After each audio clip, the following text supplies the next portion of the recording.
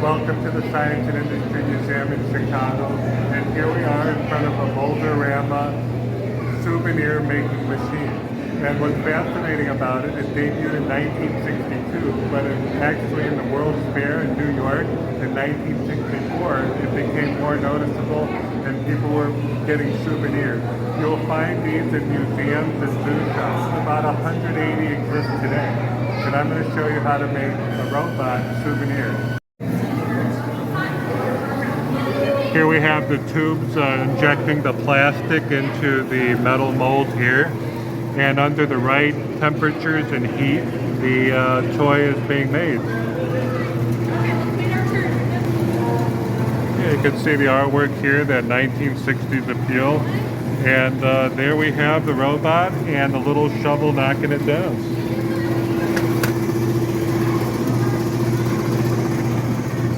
There we have it. Yeah, the exhibit here, we see a variety of the plastic souvenirs, much of which you would find in museums and even at the local zoo. And some are special to events that were either a fair in Canada or Seattle, and also monuments.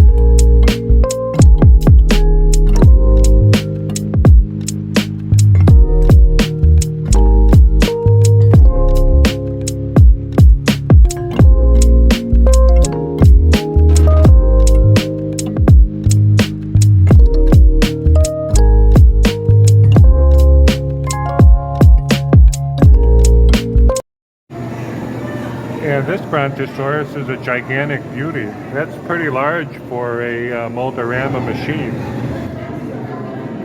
Here you can see some of the inside of the mold on both sides. These are very nice, elegant horse figurines.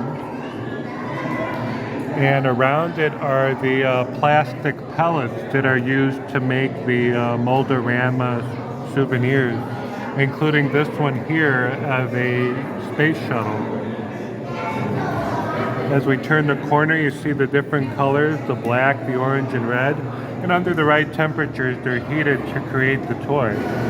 Over here we have the original schematic to the Mold-O-Rama design by P.H. Miller, also goes by Tyke Miller. And we see here the chamber which the plastic goes into, a metal die. And once the plastic is melted, it creates the toy.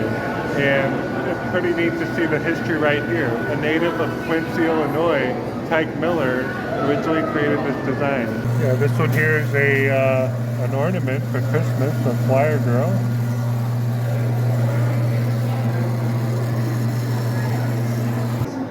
So the heat is compressing. There's also cold air being flowed in there to keep the plastic from getting too hot. And then after a short while, it opens up.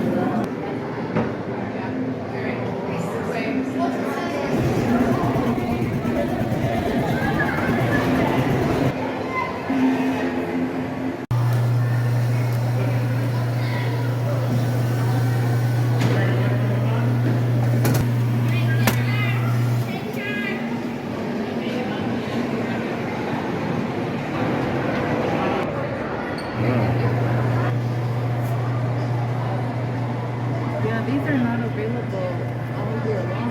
Santa and the Christmas tree. Ooh, it's hot. Do I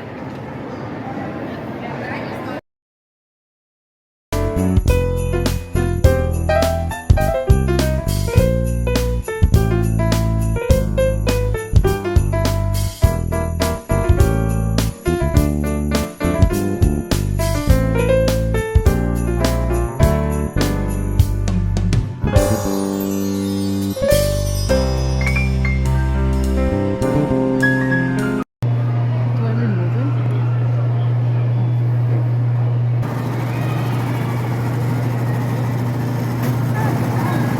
It's hot.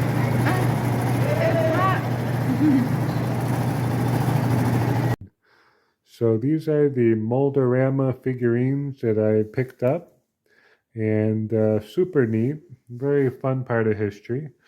This is considered vintage 3D printing using molds that compress the low density plastic into these fun shapes right here. Super cool Mold-O-Rama. And that was really neat to see. Thank you for letting me take you on a journey to the Science and Industry Museum to see the Mold-O-Rama exhibit. Those machines are truly great. They're antiques now, as they're no longer made, and they're very large and made of metal and different parts.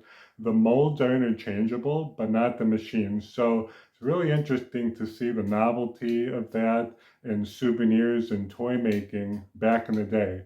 So that had me thinking, let's take a look at some comic books and honor the year 1962, the year the Mold-O-Rama was invented. So I always have my time machine close by. Let's pop some time tokens in, some coins from 1962 to explore the comic book landscape at that time.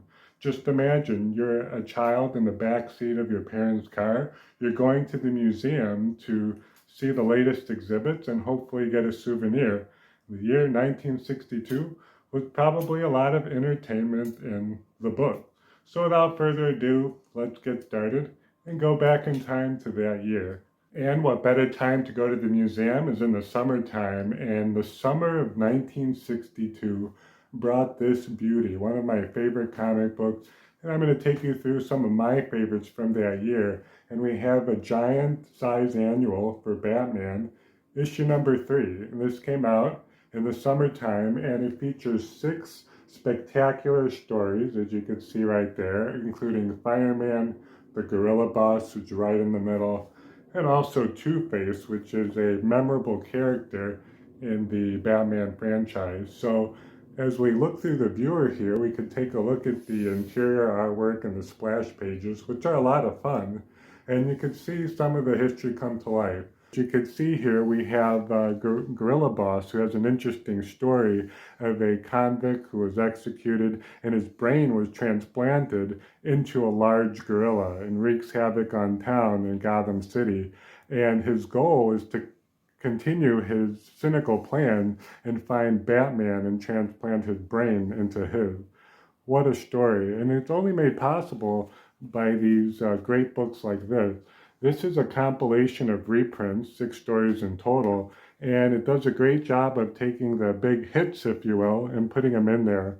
I also like the story of Two-Face, which is a character, Paul Sloan, who has half of his face burned by acid, a vial of acid, and he flips a coin whether to do good or bad. So when Batman is in a tight spot and he flips a coin, he could be a real nemesis to him or he can help him out. So it's an interesting character where there's good and bad. We also have the Firefly reprint story as well, and a Mirror Man, which is in the pages as you could see. So it's a lot of great villains in this third annual from 1962. Issues like Batman number 68, which debuted in 1951, appears here, as well as Detective Comics in the 200 run. So it's neat to see already DC taking some of their great books and putting them into this nice, enjoyable square bound right there. DC goodness and Batman at its finest from 1962. And that book by DC Comics was great, but let's give some love to Dell Comics, in particular this issue here, Cookie number 1. Dell has always pleased us with the painted covers. They've been around from the 40s, 50s, 60s, and 70s, and offered a great variety of comic books. Not only action, but movie adaptations, comedy, satire, and this was interesting because it captures the counterculture of the beatniks. Beatniks was a group that focused wearing shades, hung out in cafes, and also wrote poetry. And we're just giving an interesting perspective on their view of society. And we have 3 characters right here, as you can see. And Cookie, the waitress, she's right there. And we're joined by Herman the sculptor, Jason the jeweler, and Fleahaven right here, the poet. So they're looking out the window of the cafe that they frequently hang out at, and it's an interesting book. It's more comedy, it's lighthearted, and it involves teen humor. And let's take a look at the viewfinder here to see some of the details in the artwork. It's interesting to note that Little Lulu's John Stanley had a lot of contribution to the artwork. He's well known for Dell and working on the Little Lulu series as well. So Silver Age greatness, you can see here the 15 cents, and it's just comical, satirical fun. It's just meant to give jabs to everyday life, and it includes the beatniks and the counterculture that we come to know in the early 1960s. So kind of cool. Good to see. And who was one of the best-selling superheroes in 1962? Yes, you guessed it, Superman. In his own book, outside of Action Comics, we have Superman in the ring with a very famous celebrity. Antonino Rocca, an Argentinian wrestler who's very popular at the time and even on TV, actually making a cameo appearance in Superman. Very interesting. And looking at the viewfinder here, you can see the details inside. You see some of the pages in Kurt Swan's artwork. Kurt Swan joined in 1940 and ever since has given a recognizable style to Superman, from that cleft chin and those bold cheekbones that we know as Superman. Swan worked on Superman for decades, giving us a lot of delight along the way. And you could see here the wrestler helping out Superman, and actually Superman disguising himself as Antonino.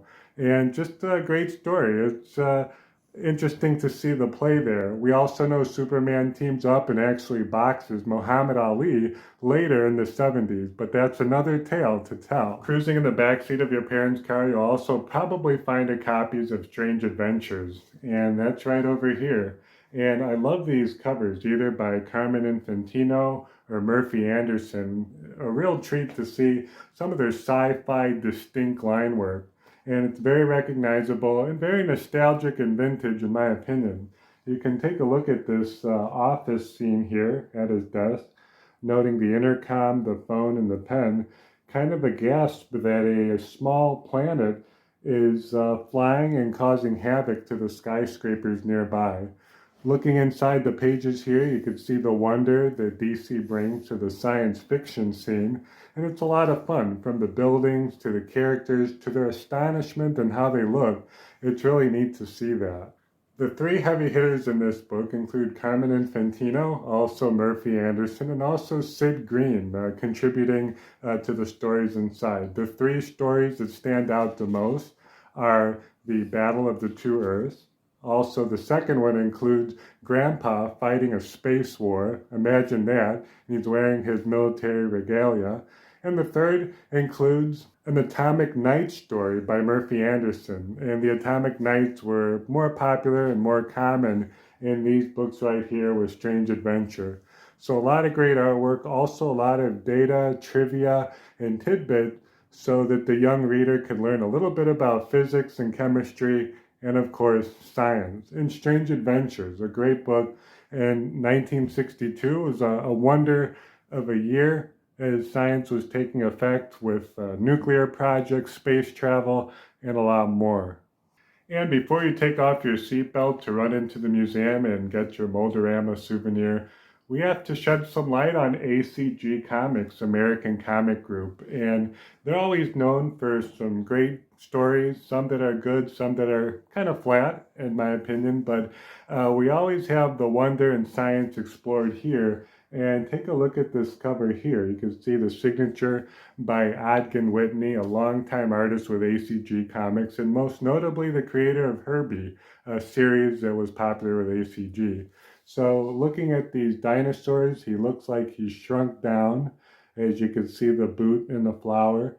And looking at the viewfinder, it's a story about a convict who was sentenced to life imprisonment in a rocket, and he was sent to space to orbit for the rest of his years. Imagine that, being locked up not behind bars, but behind the window of a rocket.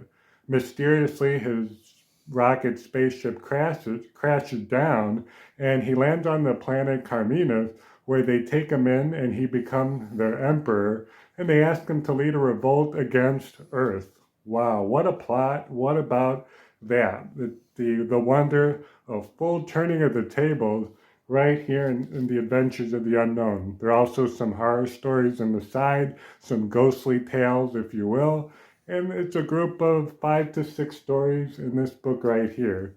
So that's a lot of entertainment and imagination for any young lad to keep back in 1962, wouldn't you say? Wow, 1962 is quite an amazing year, not only for the great comics that we saw, but these cute little figurines that are made by the Mold-O-Rama machine. And it's quite amazing. In just 49 seconds, you can get one of these little plastic souvenirs, and it's ready for the next customer in 16 more seconds.